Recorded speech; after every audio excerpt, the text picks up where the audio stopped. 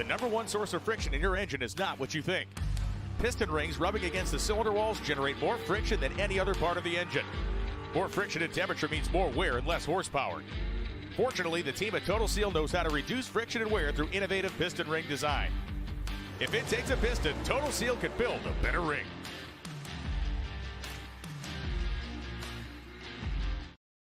For more than a decade, FTI has strived to become the leader in the aftermarket performance transmission and converter industry. We've joined forces with McLeod Driveline Components under the leadership of top fuel funny car pilot Paul Lee, and now have a larger distribution network, more resources, and more power.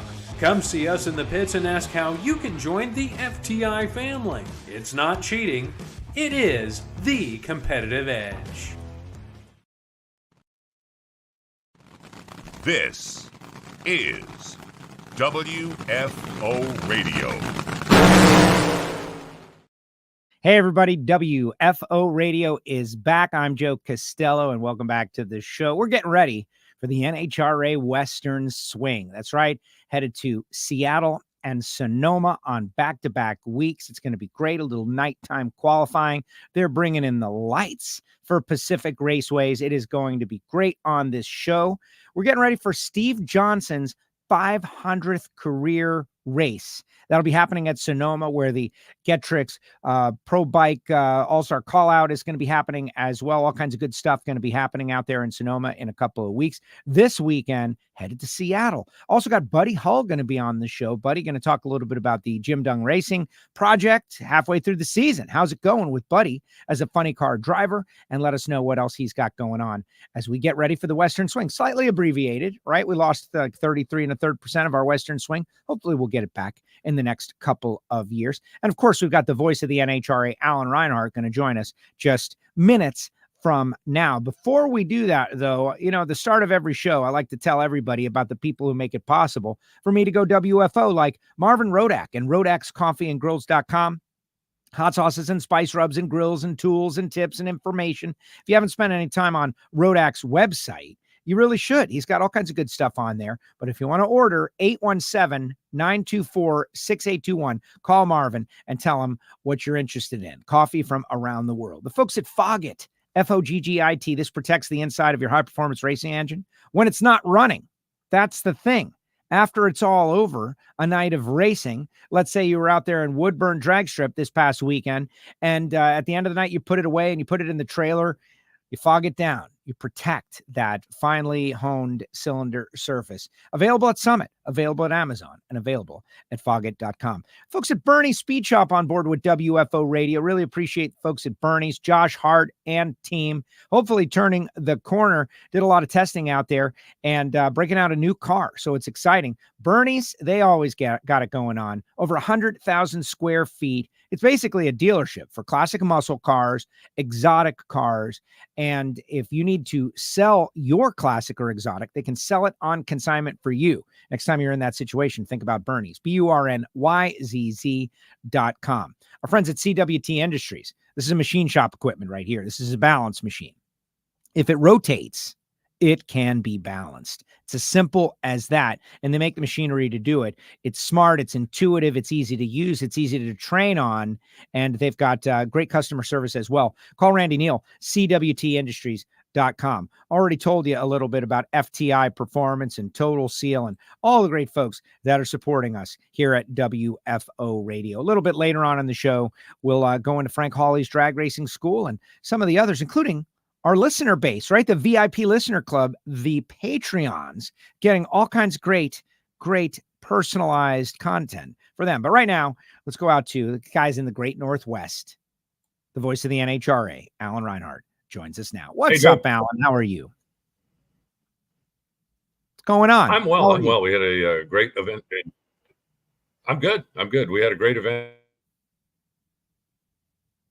in Woodburn last weekend, the double regional up there, and I just made the drive up yesterday. I get to be a tourist for a day or so, and got a press conference that we're going to do tomorrow at noon, and then, of course, getting ready to crank up the weekend.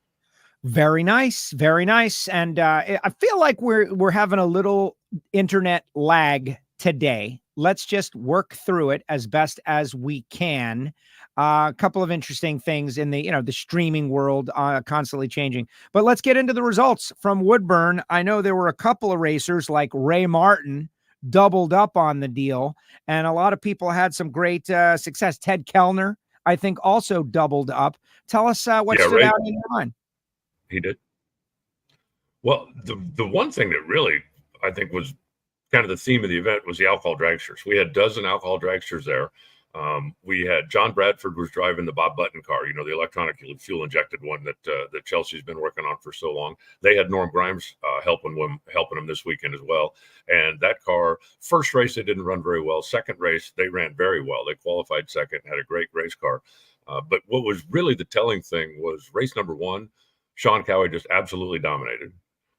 And then race number 2, he didn't qualify. Wow. And on the other side of it, race number 1, Chris Dempke didn't qualify, and race number 2, they absolutely dominated and ended up winning the thing. So the level of competition in the alcohol dragster ranks was really something. The fact that John Fink and Jackie Frick were there. They went to the semis in race 1, went to Frozen 2, and the thing that I think makes that interesting is that they had been at Lebanon Valley on Monday. They finished up the Lebanon Valley event Monday, and then John said his guys got in the truck and never shut it off. Drove all the way straight through from basically Albany, New York, to Woodburn, Oregon, to be there for the double regional out there. And as I said, they ended up with the semi and race 1 and the final in race 2. But Jody Lang won stock in race 1 and was runner-up in super stock in race 2. So, it's one of those deals. Like, if you're in that situation and you get hot, you make a lot of ground in just a couple of days. And a couple of guys did just exactly that. That's the thing about like you said, get hot, those doubles. You go out there, you win 2 races, and all of a sudden it's a different conversation. Got a lot of people out there checking in, just saying WFO and saying shout out to what's been going on over the past couple of weeks. I'm excited about this Western Swing. And even though it is a little shorter, that is a bit of a bummer. Still miss going to Denver, but this has been kind of a nice break for the Mission Foods Series teams to reset. If you were not running well, you've had some time to figure it out, hopefully. But now we're almost, I would say we're in the stretch run. There's only 4 races remaining before the countdown, 3 before the U.S. Nationals. Well, time definitely flies, doesn't it? And you're right. A couple of weeks off for everybody to go home and regroup a little bit. And as you mentioned, there were a lot of teams, or at least a handful of teams, that took the opportunity to go out to Indianapolis and to do some testing. If you weren't where you wanted to be, then now's the time. You got to start making a move if you want to try to better your position in the countdown, or if you just want to try to strengthen your position in the countdown. On one other just regional note, I guess. Tony Stewart got back in the alcohol car last weekend. He ran the event out in Columbus, Ohio, and ended up winning that. Sean Bellemere won the alcohol funny car deal, so he is doing everything that he can to get another championship over there for Team Bartone. So there was activity going on out there as well. Very exciting. Yeah, Jason Galvin on the call on that one, and really exciting. All right, so the first guest that was going to join us here on this show, he is getting on a plane. He is about to have his 500th career race out there in Sonoma, if all goes well. Yeah, exactly. Let's bring him on before, we get cut off or he has to go through TSA. Steve Johnson. What's up, Steve? How are you? What's going on? I'm doing great. Thanks for having me, Joe. All right. So where are you right now? I'm in the jetway headed to I'm doing the ASE instructor conference in beautiful Minneapolis. And then I'm heading to Seattle, and somewhere, let me see. Somewhere out there is my tire. Goodyear didn't get my tire in time, so I had to check it on the airplane. Wow. So someone That's great.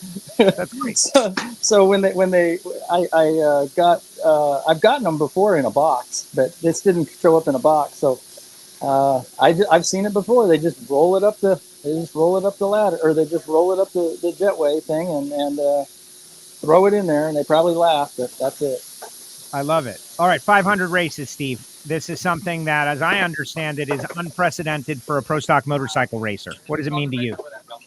Well, it's, I love promoting our sport. I love promoting our class, especially. And, anything, I didn't save I know Alan will love this. I didn't save any burning babies from a building yet. So you got to do what you can to promote the class. And I think, at the end of the day, it's if you go to all the races in 1 year, and there's 15 races, in 34 years, you'll have 500 races. So, whatever that's worth, it's worth. And but it is special to me because I've gotten to do a lot of things and gotten to be with a lot. I raced when John Force and I were doing Walmarts together. Thank you. Yeah, celebrity. He's got a celebrity, Alan. Go ahead, Alan. I'm just wondering why you're still walking. I mean, don't you sit up front? I do normally, but this is great. That bag for me? Can you fix it and turn it on its side? Oh, Thank you. Perfect. I still buy the cheapest. My let me see. My budget has been attacked, and I buy the cheapest seat, and if I get upgraded, I give it to the military guy, and it doesn't always happen, Does it make you feel good, Alan? Like seeing, are you jonesing for this experience, Reinhart? Like Steve getting on the plane and putting the bag up there? Like, are you twitching a little bit? You need to be there? No, I'm good. I did that last week. I'm doing it again next week, and I'm doing it again the week after that. So, sitting this one out for me is just fine. Thank you. Steve's a window seat guy. All right, now he's positioned. We all got to experience that wonderful moment together. Now you may ask a question of Steve Johnson. Steve, I'm just curious, when you started in your wildest imagination, you'd still be doing this. I did a little. We have our Facebook page, and we talk about the first race, and all of us were just so excited. We were street racers. I sent Joe a picture of one of my first bikes on a street bike, and I wrote it. That bike right there. It went 860, 160, and we street raced, and I won a little bit of money. And when we got a chance to buy a Vance & Hines engine, made 300 horsepower. They make 400 now, and in the same class. And we're all working on the bike, and my buddy Harry Gunnison's helping me with the bills and things like that. But we just wanted to go to one race. And then when the guy said, "Hey, I'm not going," and we didn't have a way to go to the race, and we got an idea from a buddy of ours, Craig Burns, to build a crate, and we put the motorcycle in a crate, and we air freighted it to New Jersey from Los Angeles, and it showed up. They dumped it off in the dirt out there in the back where the motorcycles pit, and it went underneath a flatbed trailer that was there, and they drew wheels on it. They drew big circles on it with a Sharpie, and they said that was my trailer, and people came over and offered help. And this is back with Pizza John and Terry Vance and Russ Olmsted and people, Russ Nyberg, and I was just happy to be there. I was so happy to be there that when the race was over, we never thought about how to get the bike home. That's hysterical. Guess how it got home? How to get home? Paul Lesage, Team Torch, knew the Johnsons. Blaine was racing back then in an alcohol car, and they put the motorcycle in the on the stairs in between the lounge and the main floor, and they wedged a whole bunch of stuff in between it, and it went back to Bakersfield, California, in Blaine Johnson's trailer.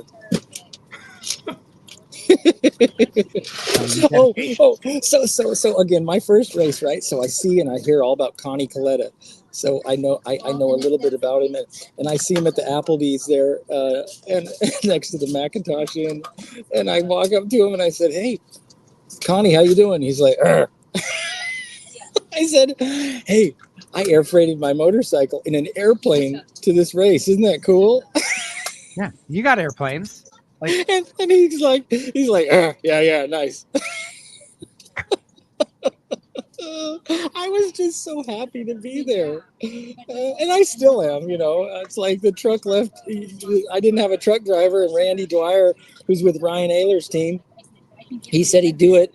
And I'm just so grateful. So we always give ourselves a trophy when we get to the race before we even start. No, I appreciate these kind of milestones, Steve. The fact that you're reflecting, and I guess you're going to have some swag as well. People are going to be able to get in on the deal.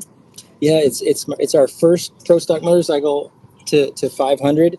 It's we wrote some funny stuff on there. Those seem to sell the best after all of the years, and we've done lots of shirts over the years. There's no malice in any of them.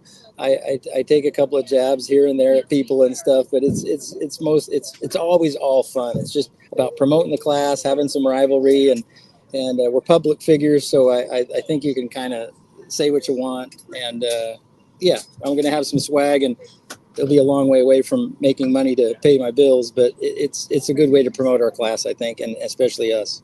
Alan, question for Steve. Steve, let's talk about your particular group right now. I mean this in the nicest possible way, but your performance this year hasn't been what we've been used to. The last 3 or 4 years, we've been used to seeing you run, solidly up front, being a contender. I understand Gage is crushing everybody, but your performance seems to have backed up a little bit. Have you been able to make any strides since we've had a couple of weeks off here?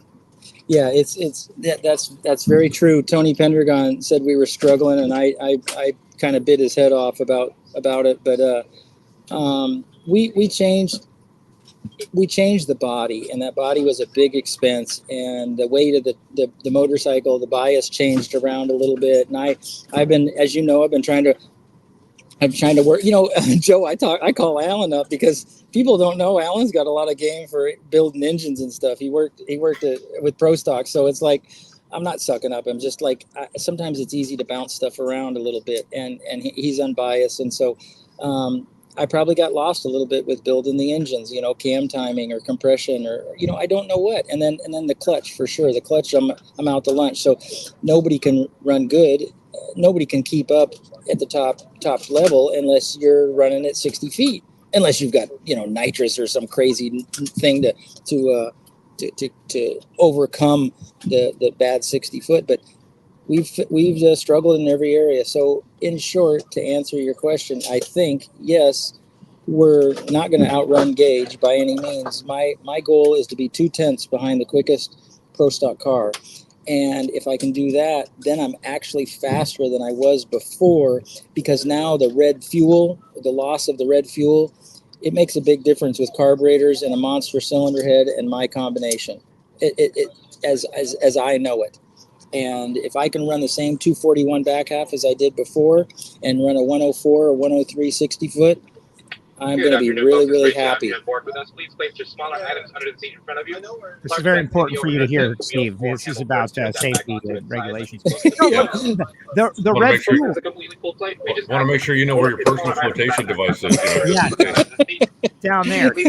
I've got 4. I think my T-shirt says 4.7 I don't know, 4.2 or 4 point something million miles. So yeah, I've heard the story a little bit. But that red fuel, a lot of people viewed it only as a Gage thing, an Advance and Hines thing.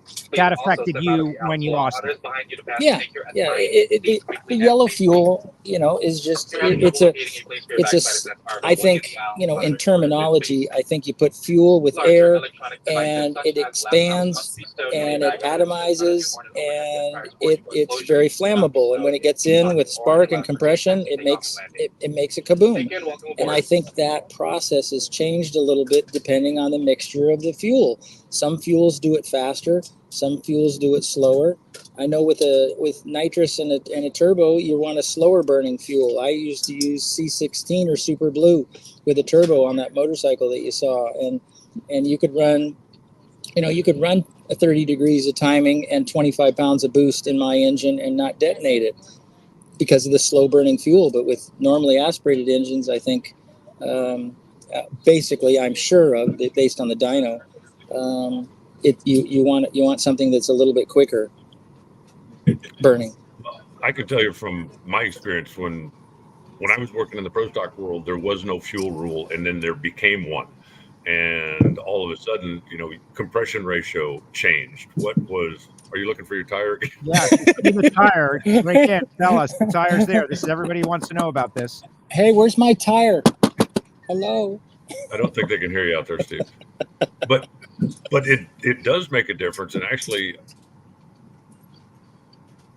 Go ahead. Talking to Andrew a couple weeks ago, and he said that this fuel really reacts differently with high humidity. He said when the humidity is low, it's not quite as different, but when the humidity is high, that this fuel is very different. And they've struggled a little bit, just when you're used to, we do A, B, C. And then when the weather changes, well, we do a little more A, a little less B, and a little more C. But with this new fuel, you've kind of got to rethink that as the weather changes, because your tuning isn't exactly what it used to be. Yeah, and thinking would definitely be something that I need to do more of. And I it's so cool to get calls. George Bryce helps, and Meropolis, and Austin Coyle, and my buddy Lee Schwartz. There's a lot of people that help, and I just I think I'm a long way away from the real fine tuning. I will tell you something though, Alan, that I don't think you knew is Gage was not as quick in Norwalk because they had a brand new tire, I believe. And, with a brand new tire, it takes 3 or 4 runs for it to come in. And I think that's why he ran like he ran. You'll look at his 60 foots. I think he had a 109 60 foot. And, by the time it was time for E1, he was back to 104 or something. So I think that was the biggest deal why he was running back in the middle of the pack, so to speak. Interesting. Vance and Hines wouldn't just put a tire on the bike and do burnouts at the shop to break it in before they went to the racetrack. I mean, every pro stock guy in the world does that. Yeah, but in all, I'm not going to second guess Andrew, but they do have a process, because I've asked them about it before. They do have a process and a concrete pad to do burnouts in. So, they might have already done that. I don't know for sure, but I can tell you that when you do a burnout with a pro stock motorcycle Mickey Thompson tire, not a Goodyear, but I have been told that you need to get it up over 160 miles an hour, because the tire expands so much and the rubber sees something that it's never seen before. It may see heat in a burnout, but it doesn't see the centrifugal force of the rubber being expanded at 160 miles an hour or 100 or 200 miles an hour. And when it sees that, there is a change in the makeup of the tire. And that is something that's important to do, that happens in the first couple of runs that the tire sees. Then you can get it to stabilize and have 30 or 40 more runs. All right, flip your camera. We don't want to look at the luggage anymore because there's no tire. Like if you see the tire, go to the camera. But if you don't see, so you mentioned you're switching the body. Tell everybody about that. You're switching the body. I don't see the tire, Steve. Well, I thought it was funny. Look, there's a piece of paper there on the ground. Yeah. Alan, you see the piece of paper? It's like he threw one thing and it went over on the other side. At least he got it. But anyway, yeah. So I really don't want to sell the body. I really don't want to sell the Hayabusa body, but it's a lot of money, and I just could use those resources in another area. Like, it's probably $3,500 in fuel that we're going to spend going to the West Coast. And I did get some help from Joe Riccardi and with some fuel, but there's just, it's just, I don't want to be a crybaby about this thing, but it's just expensive. So I want to get the motorcycle back to what I said, a 241 back half, be within 2/10 of pro stock car per session, and the fastest pro stock car, the quickest pro stock car. And when I get the weight back, my body weight is back to where it should be.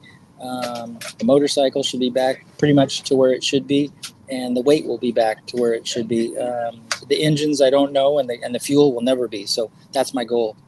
Okay, great stuff. Any final thought? We lost Reinhart. He was fighting a little internet issue, and you're on a plane. Steve, final thought for everybody out there, because they're going to ask you to turn off your devices any second. But 500 starts, man. Like, we're proud of you. It's amazing. You were showing me a photograph earlier, me interviewing you back in 2008. Like, your career has been amazing. Your passion for doing this, you found what you love the most. You're doing it. You're proving it every time you go out there. Yeah, it's a lot of fun. At the end of each one of my little Facebook postings and things like that, Instagram, I talk about, remember your memories, somehow, put them up on the wall. When we won the 1000th NHRA drag race, and got a special black chrome Wally, along with Cruz Pendergon, and I think I can't remember who else was won that day in Las Vegas, but that was very, very special to win that. We've had so many special things. We'll probably be remembered for the U.S. Nationals win that wasn't a win, until Tuesday. That was very controversial, and they changed the clocks, and they changed the beams, and they changed the way that the motorcycles front tires and wheels are, because of that. Using the National Hot Rod Association to be able to convey skilled trades to young people, like we're going to do this weekend or this week with ASE, is special. So that's again, John Force. We know we're all rooting for him. He's our Elvis. He's our hero, and getting back with him. He come and bowed to us. We have a picture of it. He bowed to us when we won in Charlotte in 22, and he won, and he came and bowed to all of us on the stage. It was awesome, so the memories that we have about our sport are incredible. And I don't hate anybody, even people to talk about the rivalries and stuff like that. I just don't have the hate in me, so I'm fortunate to do it for all this time. I don't know how much longer we'll keep doing it. I got to find a predecessor like John talked about, but Tony Tull and Slick 50 and Snap-on and all the people that have helped me over these years it's fantastic. And there's if you can stick with something for a long time, I think if you're happy with it, I think it's a great memory to have and hold in your heart. You've earned the respect, Steve. But Derek says out there, no more airport interviews for Steve. He's too calm. And people are a little bummed that you had to be so calm. But we're happy because we don't want you to get bounced off that plane. You got important things. No, they're not leaving until 1:45. But I wanted to say a shout out to Buddy.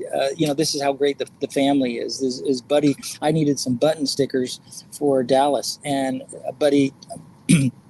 Buddy, I think he's going to be on your show, right? He's right here. I'm bringing him on. Now he's on with us. Buddy's okay. On. What's going on, Steve? Everybody, how are you guys? Hey, buddy. This is the kind of guy this guy is. He's racing Top Fuel. He's got his hands in everything to survive, and we need some stickers. And he goes out and makes some stickers, gets them and brings them to me. And that's the kind of family the National Hot Rod Association and the mission series develops. So the Lucas series is the same way. I talked to Maddie Gordon. I see Maddie Payne and everybody else in the alcohol classes, and it's just a big family. So a big shout out to Buddy for helping me out with those stickers. Oh, you're very welcome. Good job. All right, we're going to let Steve go. Steve, congratulations. Sonoma, Seattle. We're going to enjoy this. We're going to spread your 500th race over 2 races and the celebration of your tremendous career. Buddy, you got anything you want to say to this guy? I just hope they don't lose your tire. When you get to baggage claim, you'll be standing there going, "It's round, it's black, it's about this big." You should be able to pick it out of the. There it is. It's over there. It's in the wrong plane. Hey, bring it over. All right, Steve, we're going to let you go. Safe travels, buddy. Thank you. Don't forget to get a shirt. Get a shirt on my website. Oh, is that where it is? It's not at the track. You got to get it on the website? On the website, yeah. All right. SteveJohnson.com, Facebook. You can find it on those socials. Thank you very much, Steve. Great job. 500 NHRA races. Buddy, what do you make of that? You got a shout out from the great Steve Johnson. Yeah, Steve's great, man. He's one of the characters at the track I always enjoy seeing.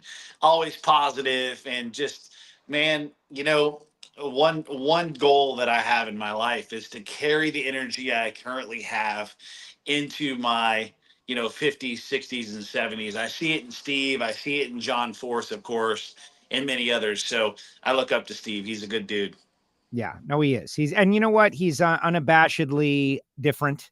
He's not the same person as everybody else. He's willing to be himself and do something that, might be silly for a laugh. And, it doesn't always get a laugh, but sometimes it does. And he's willing to just be himself. That's right. No, I love the dude. He's great. All right. Halfway through your first year in Funny Car. How's it going? Yeah, I wish it wasn't halfway through. I wish we were still at the beginning. I love the Funny Car. I love the Dunns. I love NHRA. I love the NHRA fans. And I love you guys. So, I can't believe it's halfway over. I wish it wasn't halfway over. Glass always half full in my world. And so we are looking forward to the second half of the season. These last couple races, our car has certainly shown some signs of life going down the racetrack. We're learning something every run. And so I think we're finally at that point where, we're going to start working towards our first 3-second run and winning some rounds. So, as a matter of fact, I watch, I pay attention, I listen to everything and everybody. And Alan, a couple races ago, you stopped by to see me, and your words stuck in my head. I'll never forget them. You asked me, "Are you ready to race yet?" You remember that? Mm-hmm. I don't forget anything. Yep. Right? That's how my brain works. And certain things really stick with me. Yes, I'm ready to race. I've been ready to race. We've been going through some things, and that's just part of the learning process. Not new to racing, not new to short wheelbase front engine race cars, but definitely brand new to NHRA Nitro Funny Car. It is, in fact, the hardest car on the earth to drive. If anyone would like to argue that point, I'm sure we could work a deal, right, where you could give it a shot yourself and see how you fare. It's been. Well, if that's the case, then I'm arguing. I think those things are so simple. My grandmother could drive one. I don't know what's wrong with you guys. Prove me wrong. Go ahead. Dare me to get in. That's right. And so we're ready to race, and we're ready for the back half of the season. We're going to blast off here in Seattle. And, I'm looking at the weather forecast every day, thinking to myself, it looks like it's in the 70s. It's currently 106 today. I just left the job site. So I can't wait to board a plane and go northwest. Oh, look at that. Yeah. Look at you go. My spies, maybe.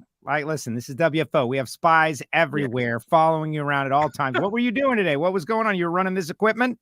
Yeah, we have some monster projects going on, and something I still really enjoy to do. Anytime there's big, heavy equipment on the job site, I show up. I show up because I like to be at the controls. I'm a very active owner in my companies. I do stay active every single day, and it just so happens when we get big, heavy equipment, I show up and I sit in the seat. I love it, man. That is great. You're still the kid in the sandbox with your dump truck, right? You're running the thing back and forth. Only now the toys are a little bit bigger. Yeah, no, that's exactly what it is. It's like, it's the same passion I have towards, taming a 11,000 horsepower, fuel funny car is the same passion I have for, lifting, 5, 6, 7, 8,000 pounds of materials in the air and draping it over a 4-story building so the guys can fetch it off. And, there's no risk there, right? There's no risk in that, right? And I love it. New layer of difficulty this weekend, however. The early days of Funny Car, so many stories about late night match racing at Pacific Raceways, the 64 Funny Car shows and all that Bill Donor, Burnham and Bailey type stuff. We're doing something like that this weekend. And, you've had some night runs or late, dusk runs. This is going to be a little different under the lights at Pacific Raceways. What do you think? Yeah, one thing I was blessed in my career is I was kind of raised in a racing environment, which was, I guess, not ideal. And so a lot of my racing in my early part of my career was at night. So, and just like here in Texas, we race at night because of the heat and because of the humidity. So undoubtedly, probably 25 to 30% of my runs have been made past dark. So I've always felt pretty comfortable at night. I've never really gotten in the car and even thought about it, to be honest with you. As much as I think about it, it goes as far as changing my visor, and that's about it. So other than that, I treat it the same.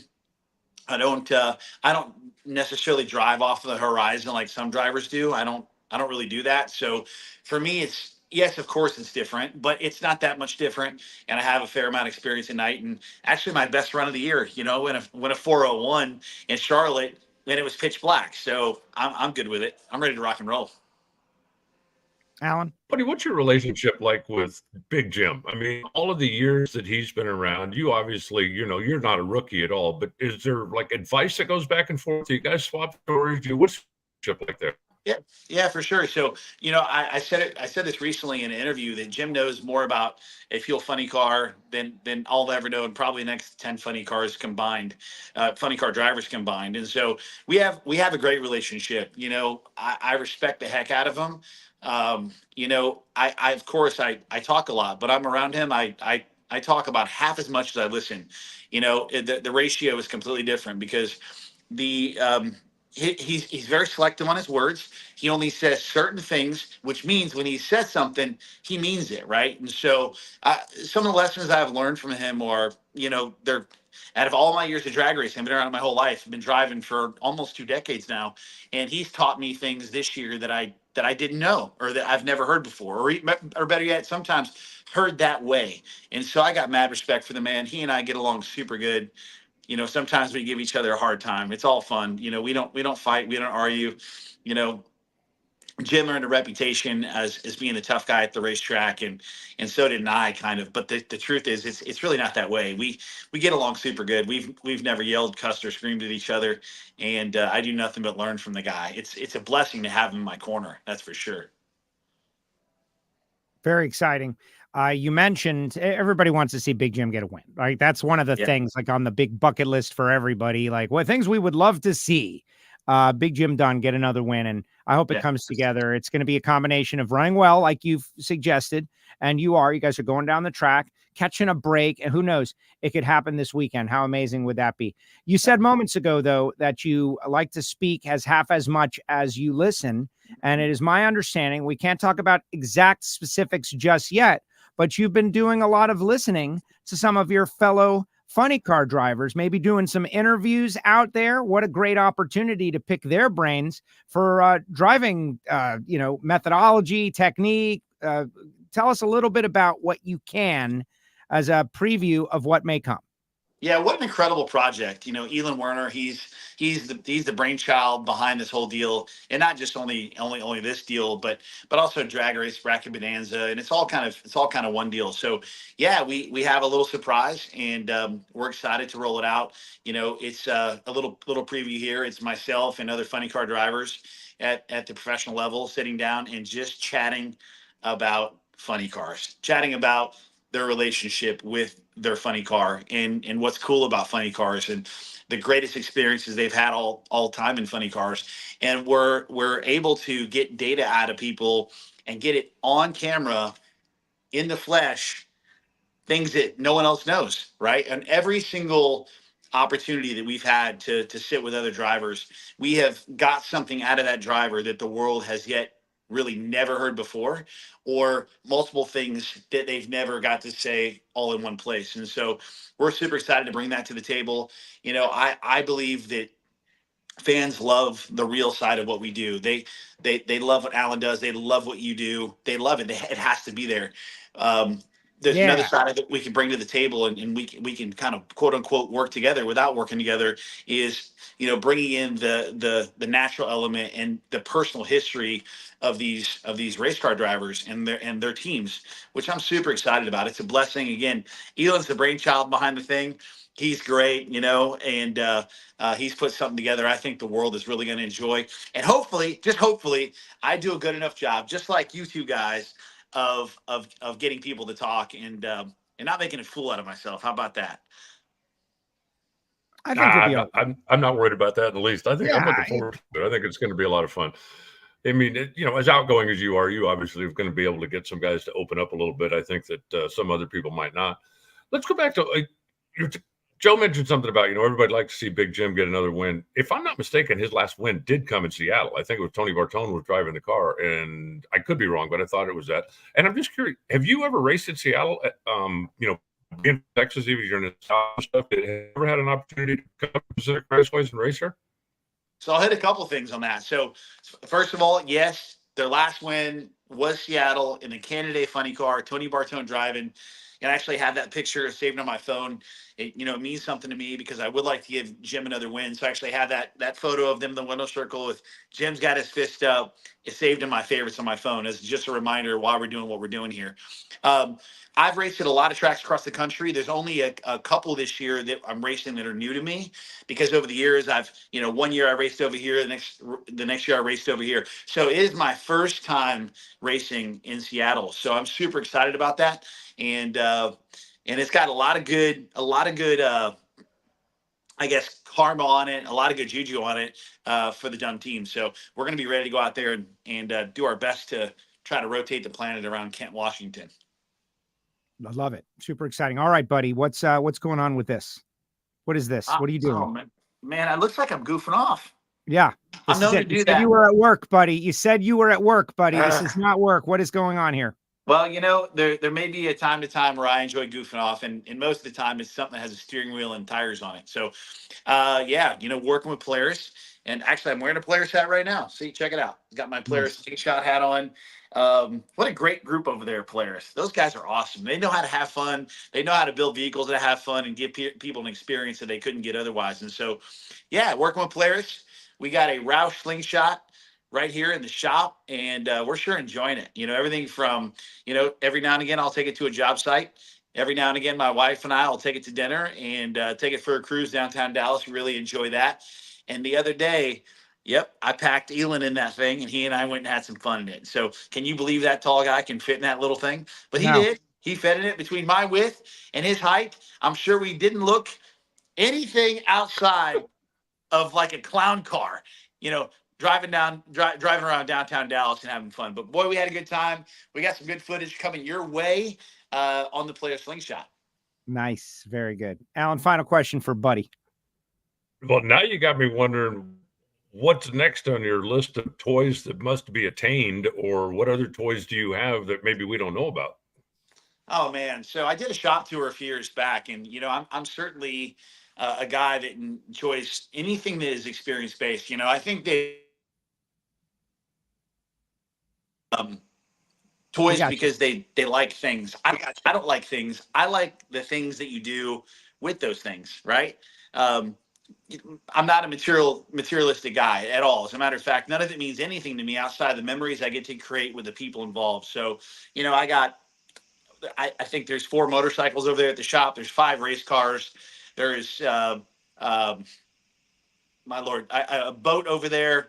There's a slingshot over there, and kind of just all this random stuff. You know what I mean? There's scooters and 1980s bicycles and beach cruiser bicycles, and I don't even know. There's just, if y'all want to ever have fun, you come to my shop, because there's a plethora of things. And I don't even ride the motorcycles anymore. I'm scared to death someone's going to kill me.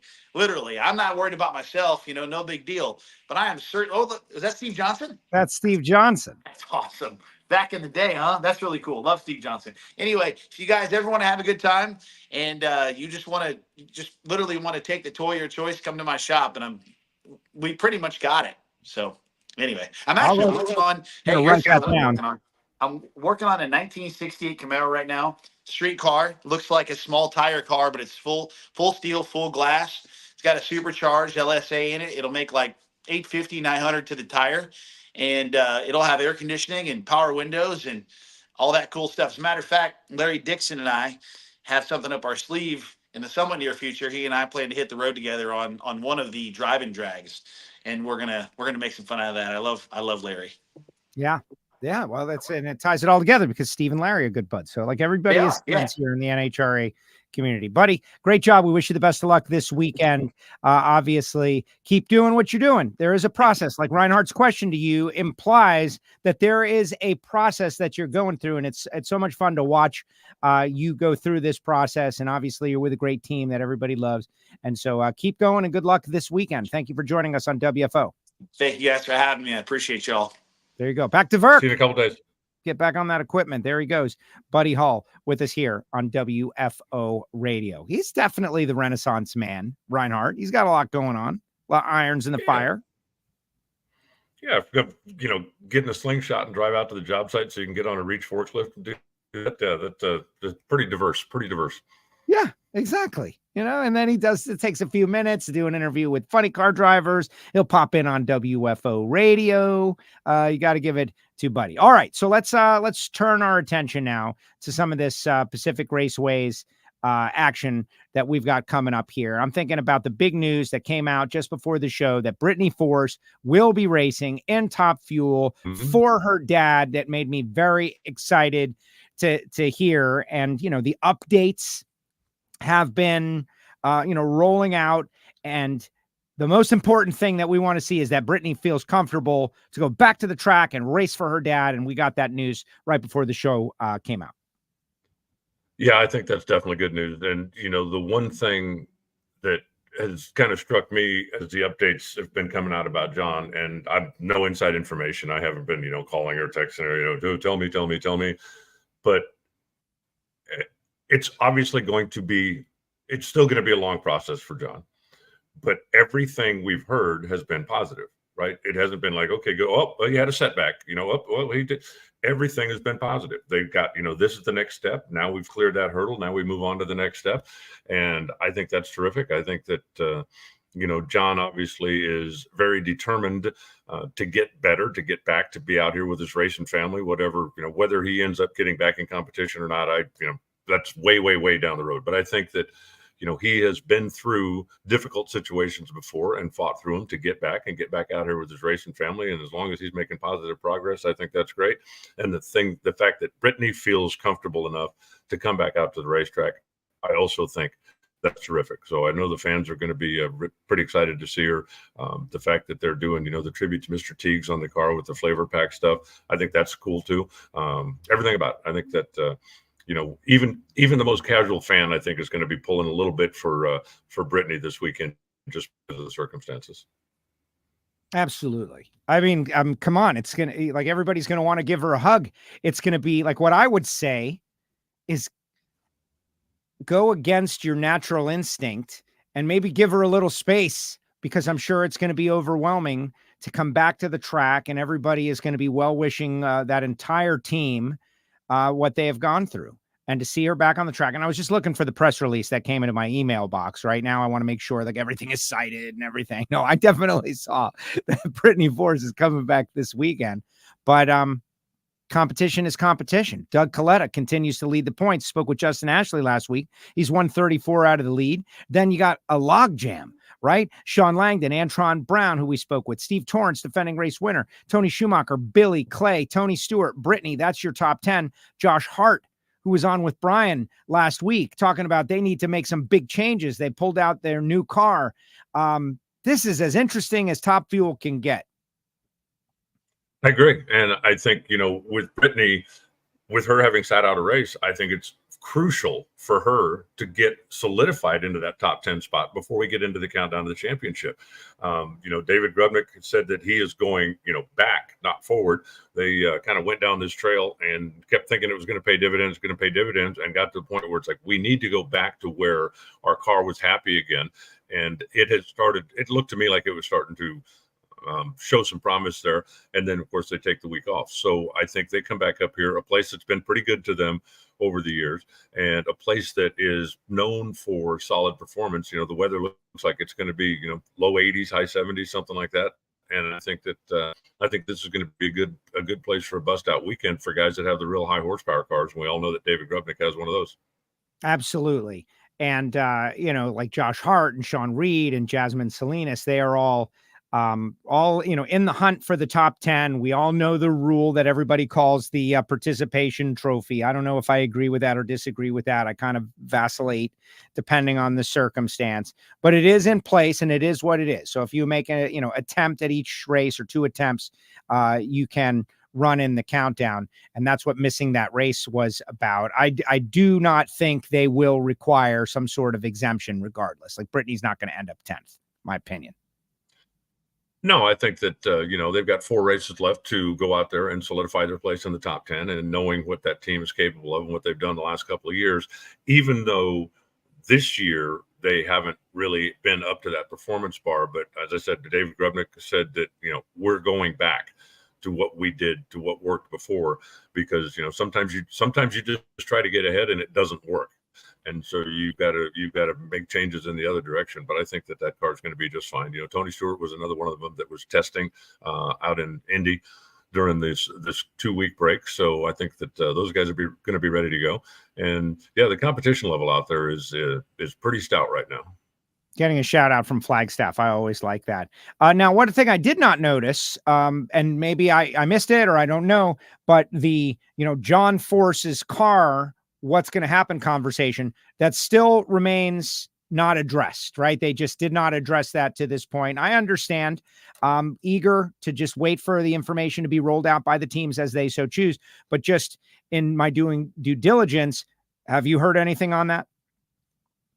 I have not, but there was a story on NHRA.com either yesterday or day before.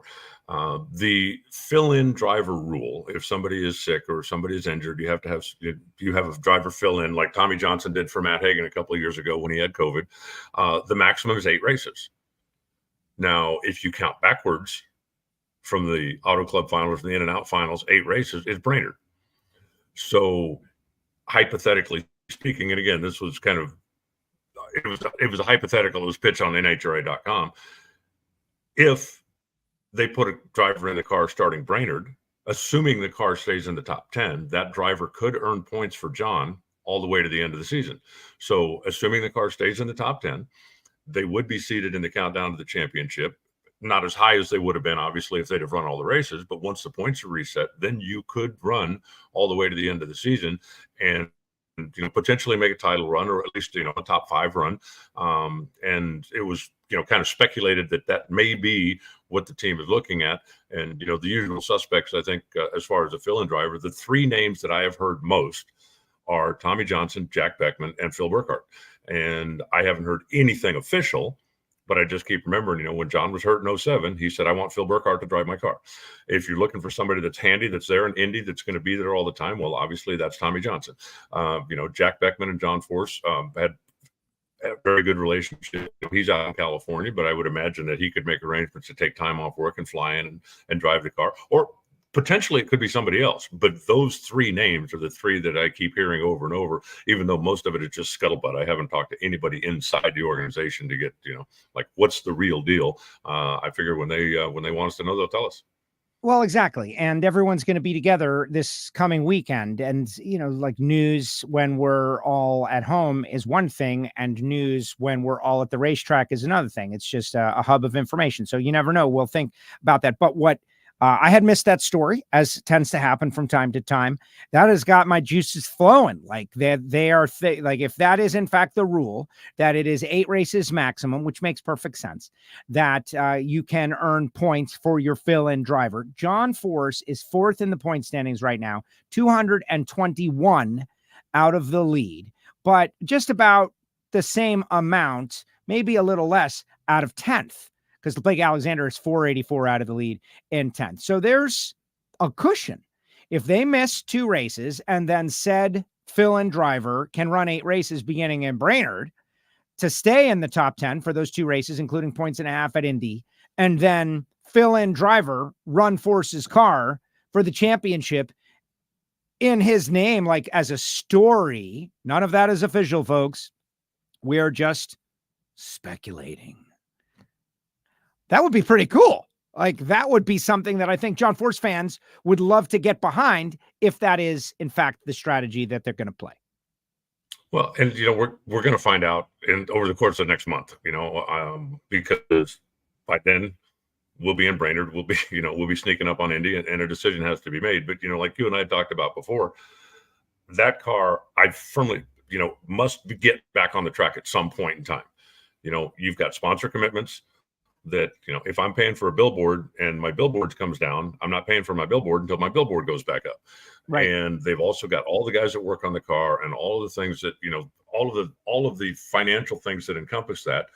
And that car needs to be on the track. Now, if you are going to somebody and saying, hey, look, we have an opportunity to do this. Here's what we're thinking. We still want to run for the championship. That means the car is going to be out for a couple of weeks, because it's not like, they couldn't put, my understanding, they couldn't put Joe Castello in the car and run Seattle and run Sonoma and get points, and then take Joe Castello out and put somebody else in. You've got an 8-race total window, and it makes more sense to me to try to run, if you believe that the car is going to stay in or going to earn its place in the top 10, which I do. It makes more sense to me to schedule it so you can race for the championship, because if you put somebody in it now, you could run the extra 2 races, and obviously you can run every race you want, but the car that is going to stop earning points after after Dallas. So if you're in the championship chase, you're going to go to Vegas, then you're going to go to Pomona, which is 1.5 points, not earning points, and you've got no chance whatsoever at that point of bettering your position or potentially putting the thing on top. So the speculation, as I said, it was on NHRA.com, certainly makes sense. I can make an argument for that. That does sound like it would be a sensible thing to do, assuming that the sponsors are okay with having the car sit out the 2 more races right now. Absolutely. And we'll just have to wait and see. And we're eager to wait and see. And of course, this weekend in Seattle, Brittany will be back behind the wheel. But working backwards from the desired goal is always my strategy, right? Like, well, what are we trying to accomplish? People will be like, well, what are we going to do? It's like, what are we trying to accomplish? And the way that team was running, the way the car was going down the racetrack, the brain trust of Chris Cunningham and Tim Fabrizi and Danny Hood and everybody, and I know that they're highly motivated, working backwards from finishing the season strong, however they choose to do it and run for the championship. It does seem to make sense. We will happily wait and see what they announce as time goes by. Let me throw out a couple other names, though, in the funny car category and just kind of get your take, because it's been said a few times this year. It's been a little bit of a weird season, getting used to this new schedule that now will be adopted once again in 2025 with the way the start and like some starts and stops and the 4-wide season. And then all of a sudden we're 4 races till the countdown. You better have your act together, man. And so it's who's got their act together?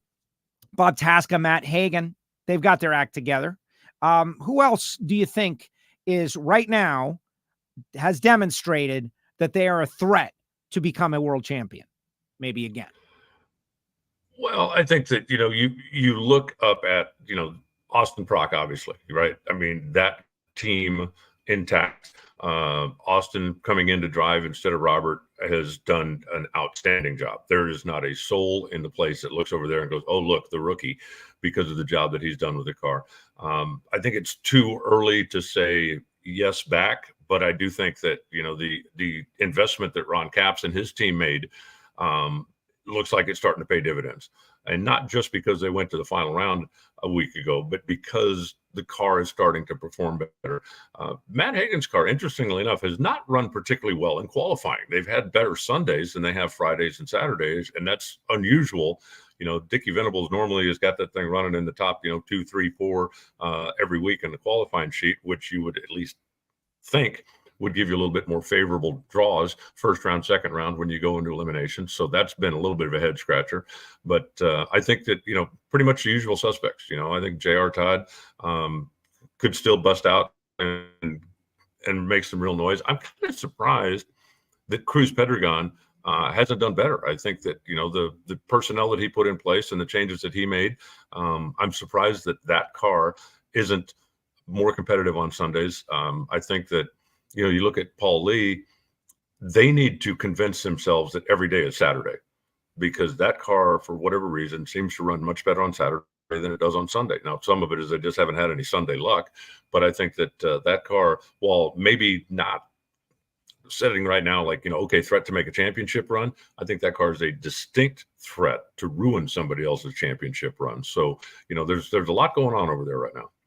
Yeah, and Paul does not have the participation trophy option for himself, and he's been doing a lot of really cool big things out there, World Series of Poker, and he is, a very high-level competitive poker player, and so sometimes the schedule is crossed up, and he has to choose one or the other. He's sitting 11th in the point standings behind Blake Alexander with 484, and so those two, I think neither of them have the participation trophy option, so that's kind of an interesting countdown battle, right? Between Blake and Paul. Cruz is back there, but Cruz will have the participation trophy option. And yes, you mentioned the Snap-on Tools team. They've got a big weekend. Mr. Pinchuk is going to be out there in Seattle this weekend. He picks one race each year, different market, and this is the one he's coming to. And so very exciting and interesting. Daniel Wilkerson, First year full-time driving a big show funny car. He had done some in the past, but it's a little different when you get in week and week out. 7th in the point standings. I feel like the kid's done pretty well and getting better. Yeah, I think that, and I think they would tell you there's still some room for improvement over there. The car has run well, but not as well as they would have liked it to. They've really got to clean up some of those early exits on Sunday. And I think put me on this list, when they made the announcement that Dan was going to drive it and that Tim was going to come out and just concentrate on tuning, I thought that car would elevate, almost overnight, because simply put, if you've got thing to concentrate on, I think that you're going to do a better job than if you've got 3 things to concentrate on. And I really thought that, Tim's focusing solely on working on the tune and having Daniel doing the driving, I really thought that would pick up the performance of the car a little bit, just because, you're minimizing distractions. If Tim's got an opportunity now to stand and watch the car run instead of being in it, maybe he'd pick something up, maybe he'd see something, maybe he'd, that his focus would be better just going to one direction. And that really hasn't proven out as of yet. Of course, we are only halfway through the season, so there's still a lot of time for things to change. Yes, well, exactly. And Tim Wilkerson, never count them out. Like, they got to peak at the right time. Last year, they both showed that they could peak at the In-N-Out Burger Finals in Pomona, and they did by going out there and racing each other in the final round. Looking at the point standings again, Pro Stock. I had mentioned he was on the entry list last race, but he did not race. But Corey Reed will be out this race, it appears, with the J&A Service Pro Stock Camaro. I'm very excited about that. All other KB Elite rivalry, all the interesting stuff, the Erica to Top Fuel rumors that we heard Richard Freeman talk about a couple of weeks ago, all of that stuff. But Corey Reed, I feel very close to him, even though he's just, one of the racers, because we rode with him in that horrific top end incident at Charlotte a few years ago. We followed his return, his recovery. Like, I think a lot of people really feel connected to Corey Reed, and seeing him in a Pro Stock car is going to be a very interesting storyline that I'm going to be all over. Yeah, I think so as well. And, he's going to have good equipment. His dad is one of the principals over there at KB Racing, so they're going to have top-notch stuff. Now, I haven't seen the entry list, but we were told that Sienna Wildgust would be back starting in Seattle. Is she on the entry list? I'm going to bring it up right now while you continue to tell us this amazing story. Well, I just think that, if those two come back, then what has already become a war for qualifying is just going to heat up even more. When you've got that many good cars that have good power, then it really is going to come down to, if you mess up on the Friday night run or on the Saturday morning run when the weather conditions are good, we could see some of the usual suspects, quite simply being Sunday spectators, because there just aren't enough invitations to the dance. Well, so on that note, we spoke with, I'm going to read the entry list just so we can all get excited together. Like, we're all going to get excited about this together. But I do want to note that Michael Heiner told us that Derek Kramer's machine has been added to the Mission Foods Too Fast, Too Tasty challenge because Mr. Quadra cannot make it. And so that's just a little note that we heard. Okay, Erica, obviously. Erica, Greg, Hartford, Aaron Stanfield, who's coming in hot, by the way. Back-to-back wins for Aaron Stanfield. Take a second to think about that. Troy Coughlin Jr., Dallas Glenn, Brandon Foster, back for this one on the entry list at least. Jed Coughlin Jr., Derek Kramer, Sienna Wildgust, her debut for Team Elite. Remember that big story. Switching teams, going over there, wanting the opportunity to learn from Erica Enders, right? And all the different things that Team Elite offer in addition to driving a Pro Stock car. So that's going to be kind of interesting, kind of cool. Sienna, a nice young lady. We've talked about having her on WFO in the coming weeks, so be ready. Val Smeelan, Kenny Delco, those two heading out to Pacific Raceways. Eric Latino, Mason and Chris McGahey coming in off their best event in, I'm going to say 2 years. I can't exactly quantify that, but please fight me back on it. It's certainly one of their best. Jerry Don Tucker, Corey Reed, Joey Gross. So you got a ton of good quality Pro Stockers going to be battling it out at Pacific Raceways. And then wait till all the quadras come back, right? I mean, Fernando said earlier in the year that they would not be able to participate in the Western Swing simply because of going through the transition of the business ownership and the other things that they're doing. But when you've got that many cars there already, and then you're going to have the quadras coming back a little bit later on in the year, I mean, we could end up at Indy with 30 cars trying to battle for those 16 spots. So I think it's going to be fun. I think that, right now, the pressure really ramps up when you've got that many good cars that have good power to make sure that you don't screw it up on Friday night or on Saturday morning to get yourself a spot in the field. And then you really can't let up. Even if you do, you can't let up at all on Sunday. You look at what we saw back in Norwalk, where the 1 and 2 qualifiers were both spectators before lunchtime. So even qualifying solid or up at the top of the field is not going to be a guarantee of Sunday success these days. Sammy Eubanks asks, where's Camry? The last communication I heard was on Twitter, and Camry answered that she's going to be back soon. She's still healing up. She's still getting right. This is a very, there is a physicality involved in this. The clutch, releasing the clutch pushing on your foot. So Camry's tweet says she's still working hard to come back soon. No specific yet, as I know. I haven't spoken to her, but the last time I saw her, she was still in a walking boot. So apparently still got a little healing to do. Yeah, exactly. You're Indy, pro stock at Indy. What's pro stock at Indy going to be like? Oh my goodness. It's going to be out of control. Matt Hartford on the outside of the top 10, but he's got the participation thing in his corner. Car getting quicker and quicker, but year over year change for the Total Seal and the Getrix team, considerable. But this is a marathon. It is not a sprint, and they really have to be good. They have to be back in 2023 form at the U.S. Nationals if they're going to make a run. Well, when he brought out the new car, there was a little bit of a struggle there that they had planned. And then when they had, the intake manifold controversy, and it took a couple of races for everything to settle back down after that, and going through those motions kind of put him behind a little bit. It does look like the car now is back. It looks like the performance of the car is back where they need it to be, where it should be. And Matt now needs to just get mentally back to where he needs to be and where he should be. It's a good car, and he lost it on the starting line. And I think that with the car being better, that will put him back in the confident groove where you're not going to start line going, well, what's going to happen this time, when you're going to start line with your rip the throat out mentality. I'm not worried the least bit about him. I think excellent. Well, we'll see. And we hear it all the time. Like, the driver needs confidence. And if you don't know if it's going to rattle or it's going to shake or what it's going to do, if it's going to leave the starting line, it's real hard to go up there and be 10 on the tree. Now that it's going down the racetrack, maybe that'll do it. Now, as far as Pro Stock Motorcycle goes, we just talked with Steve. He's talking about his 500th start, but this is, Gage Herrera is 271 points up on Matt Smith. John Hall, third in the points. How about John Hall? I want to give a shout out to John Hall, having an amazing season. He's a former U.S. Nationals winner, but was a part-time rider. I don't believe he ever got the credit for being a solid performer. John Hall has come to play in 2024. He has. Well, he's on a Matt Smith bike. And again, when you've got good equipment, then you can go out there and showcase your talents. And there was never any question about whether or not he had the ability to ride the bike, whether he had the ability to, to go out and win and be competitive. And he's got good equipment, and he's showing what he can do with it. So, right now, Pro Stock Motorcycle is Gage and everybody else. So I really don't see that changing. Matt has been closing the gap a little bit.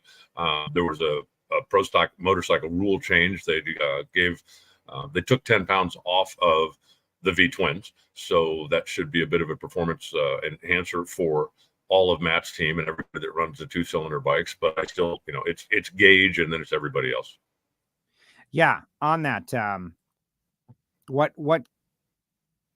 is there anything that should be done?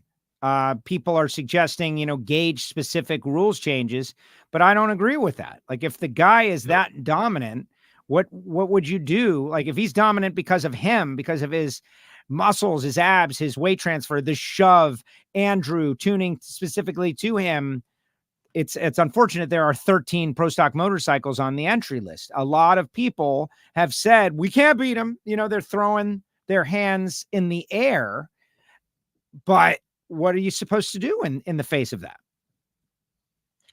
Well, keep working. It's as simple as that. I think that, when you look at, when you look at the fact that you're not going to catch them if you're sitting home, I guarantee you that. So if you have the drive and the desire and the competitive spirit to get out there and do it, then you just. And as far as a gauge specific rule, no. If there was ever going to be a specific somebody rule, why wouldn't there have been one for John Force when he was winning 17 races a year and he was winning championship after championship? Why wouldn't there have been one for Tony Schumacher? What are you going to do every time somebody comes out and dominates? Are you going to make an Alan Johnson rule, right? Okay, you hire Alan Johnson as your top fuel crew chief, then now your car has to weigh 100 pounds more than everybody else's because Alan's that good. I mean, it can't be done. So the fact that they've got a good combination, the fact that Gage is technically so good on the motorcycle, and they've just got everything clicking right now. So, Matt got back a couple extra pounds. Okay, that should close the gap a little bit. Let's wait and see. And the motorcycle over the years go through just some different kind of ebbs and flows. I remember one time when they were talking about Suzuki. And it was, if I'm not mistaken, it was a white alligator, and they were talking about, look, okay, well, the Suzukis are out in front, so we're gonna put 10 pounds on the Suzukis, we're gonna do whatever. And Jerry Sapp was going, wait a minute. I said, my bike isn't running faster than it ran last year. Those guys are running slower than they ran last year. So why are you penalizing me? The fact that they're lost doesn't mean that you should slow me down. And Matt has gotten to work. And Matt has got his 60-foot times picking up, and he's getting his bike moving, and he's closing the gap. Matt is a very determined racer, and he's getting there. And they got 10 pounds worth of help this week. So we'll see how that shakes out over the course of the next couple of races. Yeah, no more cheeseburgers for Matt, as if he was eating them anyway. Alan, great job as usual. Any final thoughts before we let you go? I know the internet has been a little spotty on today's show. Of course, I apologize for the worldwide internet, but we got you now. Is there anything you want to leave the audience with, thinking as we head to Pacific Raceways, one of the great classic tracks on the tour? No, not really. Just, support local racetrack.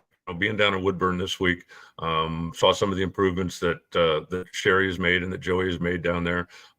One of the big ones is the cafe, the Trip Zip Cafe that they have down there, which is outstanding. I mean, it is not what you normally think of as racetrack food. And it was nice to see come out to support the double regional. It was a little bit warm down there, so it wasn't exactly a packed house, but I just, support your local racetracks. If you're in the Seattle area, when's the last time you got to see Nitro under the lights?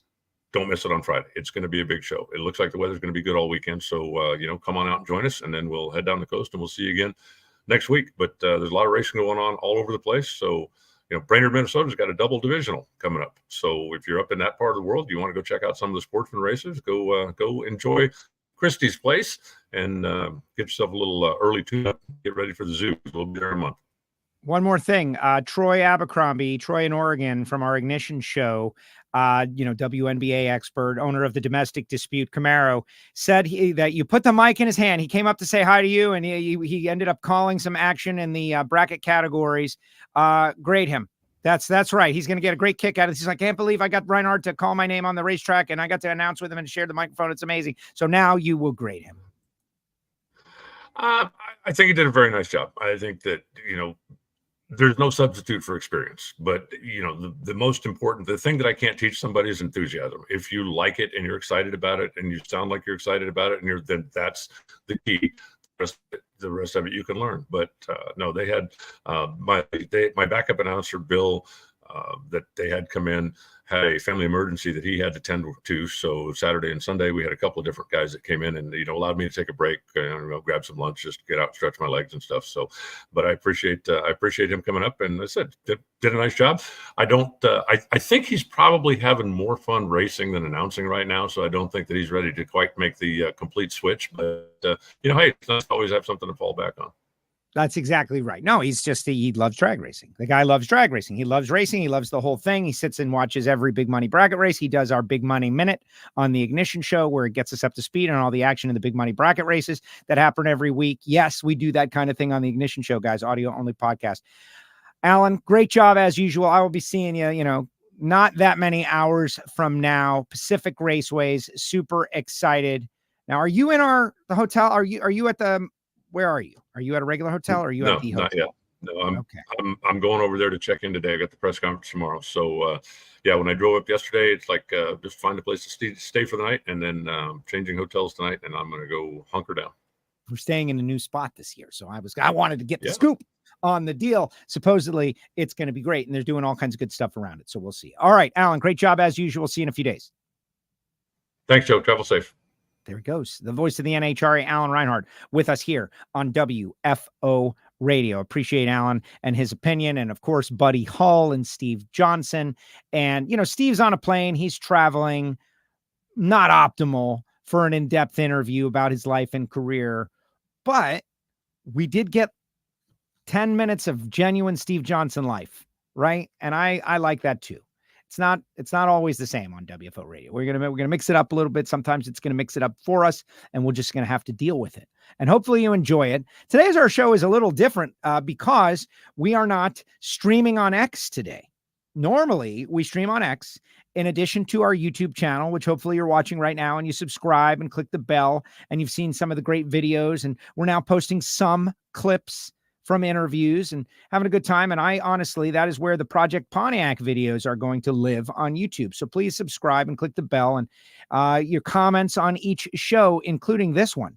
We have a YouTube comments section, question of the week, that I like to put down there. And I want to ask you about Steve Johnson's 500 races, the first pro stock motorcycle racer to make that milestone, the significance of it. What do you think of Steve Johnson?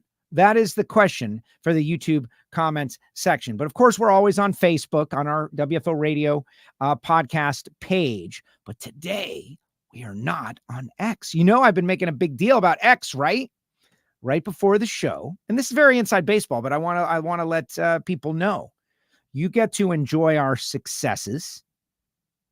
Why not share the failures with you? You get to hear those too. So I set up the show like I normally set up the show, and then I click live and everything's going. And then it's like, yeah, X says you must be a premium subscriber if you're going to start streaming now. Premium subscriber? What?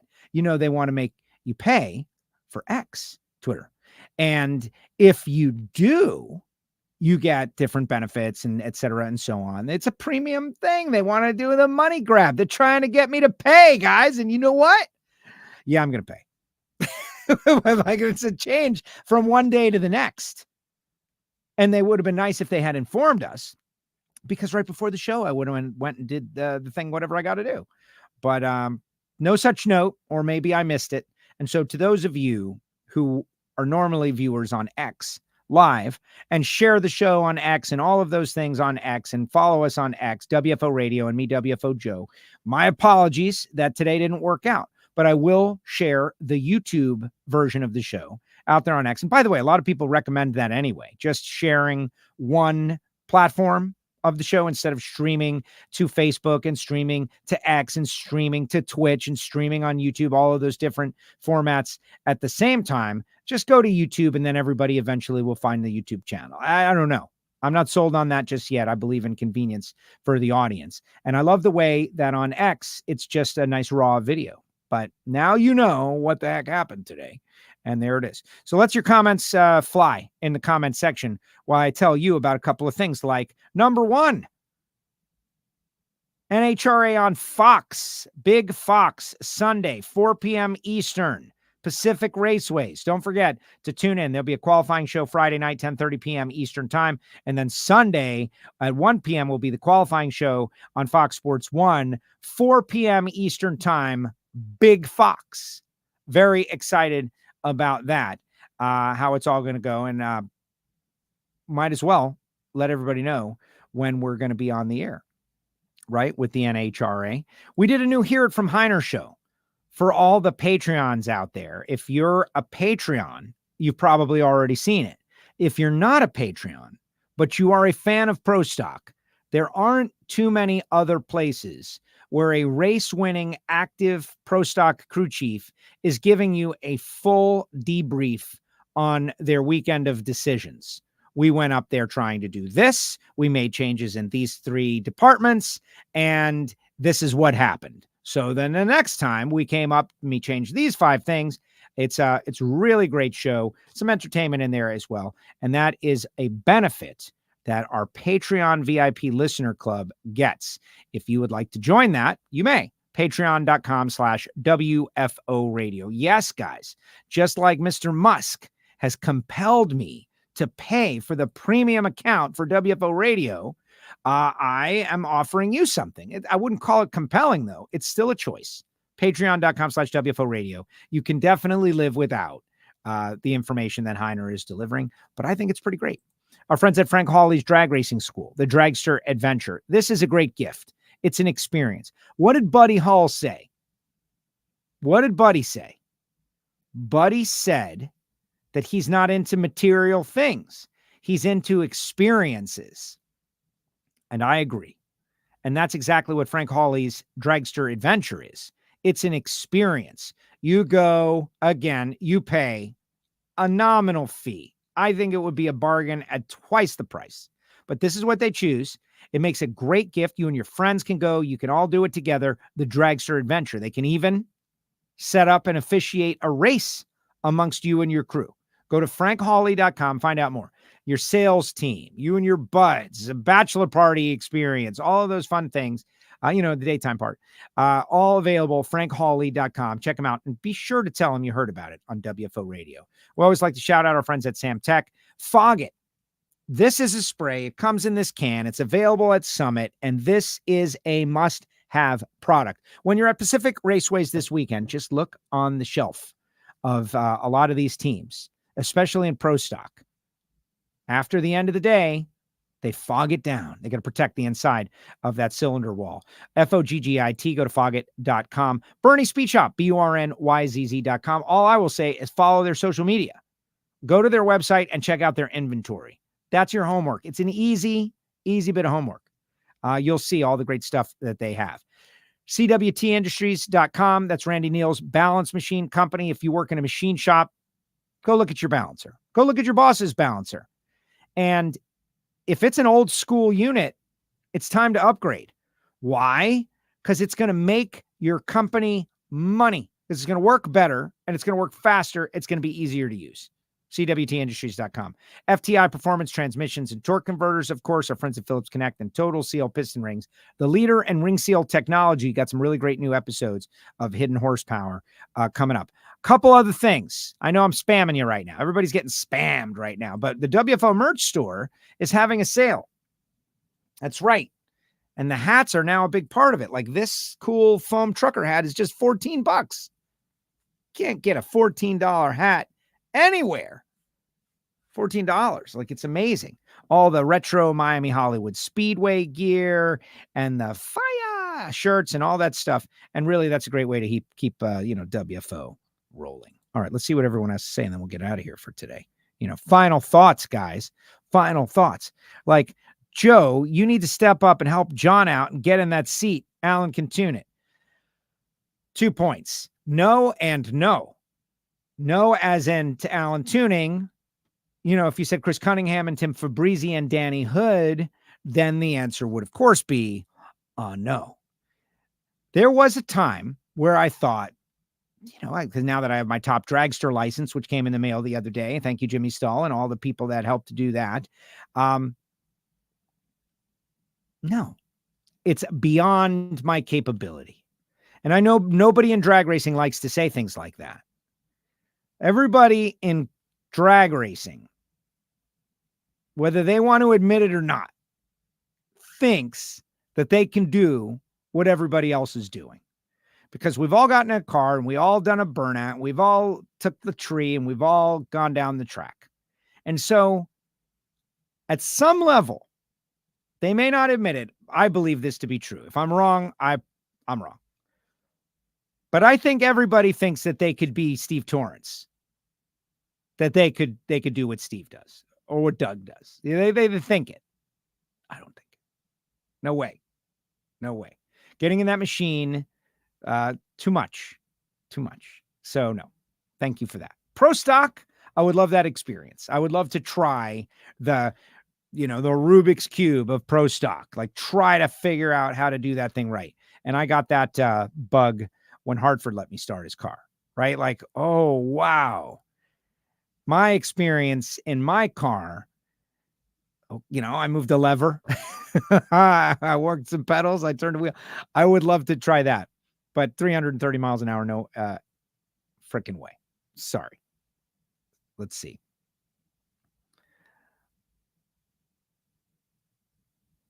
Al says, let Camry come on the show. It's not about that. I pretty much guarantee when Camry makes her announcement that she's going to be returning at so-and-so race at so-and-so time, that when she does her tour of the media, that she's definitely invited and would hopefully want to come on to have the conversation. I think that is understood. Like the let come on the show. I don't know how that works. Gage is that good. Gage is that good. Gage is kind of, it's weird, but we're not appreciating what Gage is doing because of all the Vance and Hines and all the different stuff. It was interesting to hear Steve Johnson say how much performance he lost when he lost access to that high RPM fuel, the Cyclone 17. Everybody thinks in terms of gauge, like, what are we doing? We're slowing down gauge, but you also hurt Steve Johnson dramatically. Now, does that change the rule? Like, I don't know. A lot of people don't like it. A lot of people like it. That's what the NHRA has a technical department for, to make calls like this, tough calls. Sammy says, Matt and Angie eat In-N-Out in Pomona. Of course they eat In-N-Out at Pomona. Like the finals, everybody eats everything that they can get after the finals, after the awards banquet, because they got to fin in their tucks. AJ says, great show. Thank you, AJ. Thank you for that. Working real hard, man. We've had a very interesting break on WFO. All kinds of interesting stuff out there, right? Beginning with Richard Freeman, breaking out the news about Erica and the team and that they want to do this Top Fuel project. Talked a little bit about John Force last week. We spoke with Justin Ashley, Taylor Tomiski. We talked some Lucas Oil Series. This has been an interesting 3 weeks of WFO while everybody has been home, and now we're getting ready to go on the road again. I'm excited. Thanks, Joe. Well done. Thought it was add no X live feed today. Yeah, right before the show, man. Right as I'm clicking go live, I received a message that says, nah, can't do it. So it was triage. I grabbed the YouTube link. I tweeted it out on X, WFO Radio, but it is what it is. Latoya says, I need a pink or purple WFO shirt. A pink or purple. You can make a pink or purple WFO shirt right there in our merch store. That's the thing that's great. We use a service, honestly, guys. Like, I don't have boxes of t-shirts around here. We use a service, and the service makes them. And they use creators all around the world. That's why if you want a shirt in Australia, someone in Australia is going to make you a WFO shirt. That's how it works. But if you wanted a pink one or a purple one or a purple hoodie or any kind of like crazy colors, those are all available in the TeePublic store. You can customize completely, not just the colors, but the style of t-shirt. Like, let's say you wanted a V-neck for some crazy reason. Like, yeah, let me get a V-neck. That would be cool. V-neck, tank tops. You can do anything. You just got to mess around with it. I love drag racing. Everyone is a huge family. I like all but one. We don't want to know which one you don't like. Keep that to yourself. Why? Right? Earl Nichols, WFO, great show. All time, every time, says Earl Nichols, alcohol dragster race winner. Good guy, painter, hard worker, Ford family. John misspelled. Car will only try to make your eyes exit the back of your head. No big deal. No, I know. I don't think I could take it physically at this point in my life. And Olson's Trailblazers, one of our Ignition and regulars and Patreons, says, see you and Alan in Seattle on Sunday. What is a good time to get there? Check your schedule. Be there for the track walk, Olson. If we don't get a selfie on the track walk, I'm going to be mad at you. That's your project. I get to do this track walk, and I love doing the track walk. And it's one of my favorite things. And so if you're a friend of the show, if you're WFO in any way, I know a lot of people are like, oh, I don't want to bother you. You're working. And that's true. But look at it from my perspective. I want a little break from the intensity of work. A wonderful WFO listener and a great friend saying hello. That's what I want. So come see us for the track walk on Sunday morning. Get there early. And, traffic, right? You never want to risk Sunday morning traffic. There's no point in trying to time the start of a race. We were in Norwalk. All right, here it comes. Big time rant. We're slow walking round one because there's a lot of people that are not in yet. They're not in yet. Now, that is not Bill Bader's fault. They've got every person in the world guiding traffic in there. That is citizen race fans' fault. There's a right way and a wrong way to do this thing, people. And the wrong way is to get there when we're playing the national anthem. The right way is to be there before the track walk and be one of those people standing around the stage watching our fantastic pre-race show and getting some free stuff. And maybe you get a hat or a shirt, or people are getting number one qualifier hats. The pre-race swagapalooza that is happening at the NHRA is undercovered in motorsports. There is nowhere else that the amount of just cool, free stuff is handed out by all these drivers. They're throwing shirts in the packs. They're throwing hats. Was it Doug Coletta took the number one qualifier hat right off his head and gave it to somebody? Amazing moments are happening out there. And what? It's because you can't get yourself up on a Sunday? You know, I want to sleep till 9. Get out of here with that. Wake up early, get to the track, experience the warm-ups, the pre-race show, be in your seat, ready for it's time to burn some nitro. That's how you do it. That's the right way. When I see you in Reading, please don't leave stuff. The Hartfords took the blame for that one. I'll be there for sure. Seattle track traffic is the worst, going in and going out. Be advised. Thank you for all the great shows you guys put on. We were at Norwalk at 9 a.m. That's great. That's how you have to do it. I got trafficked out of one race in Houston, and I learned my lesson. And there'll be times where it's like 6:45 a.m. and it's Sunday morning, and I'm like doing whatever I'm doing in the morning, shaving or something, and I'll have a moment of panic. Like, I got to get there. Just in case, don't mess with the race traffic, guys. Getting our 3-year pick for opening ceremonies. It's Kara. Can't wait to see you guys next weekend. I can't wait to see you, Kara. We are super excited about this. The Western Swing. I can tell you that if you're going to Sonoma, that Dean Antonelli is going to be my Nitro School co-professor. I will be doing Nitro School in Sonoma. Did I say Pomona? I think I might have said Pomona, but I mean Sonoma. You know, every once in a while you say something and the wrong thing comes out. No matter what you mean, the wrong word pops out sometimes, and it's just happens. That's what has been. It's happened to me a lot today. Oh well. But in Sonoma, I will be doing Nitro School on Saturday, and Dean Antonelli is going to be my guy. Now, I know that you probably had decided, wow, I'm not going to Sonoma, but now you will. Now you will, right? Now we put you over the top with that. That's sarcasm. Yeah. The classic Maple Grove, show up at 5:30 in the morning and dodge traffic. And hang out at the track and see everybody come in and watch the sun come up and, you know, have some whatever you like on the grill. That's your call. All right, guys. And this is the final show of the week. There is so much content in the WFO archive right now that you can go back and load up before Seattle. Did you hear Richard Freeman? Did you watch all the clips? Did you check out the audio-only podcast known as Ignition for all the great news and breaking stuff that is happening in and throughout WFO's universe? I have to bring my dad to the dock tomorrow. And so, unfortunately, I will not be able to do the show. But we'll be traveling to Seattle, a nice short one, a short little flight from Miami to Seattle. And I'm very excited about our weekend of racing. So if you can head that way, by all means, shout out. And hey, you know, tough week in America, right? Be kind to each other. Be kind to each other. That's all I can say. All right, guys. Appreciate each and every one of you. Thank you for what you do. WFO.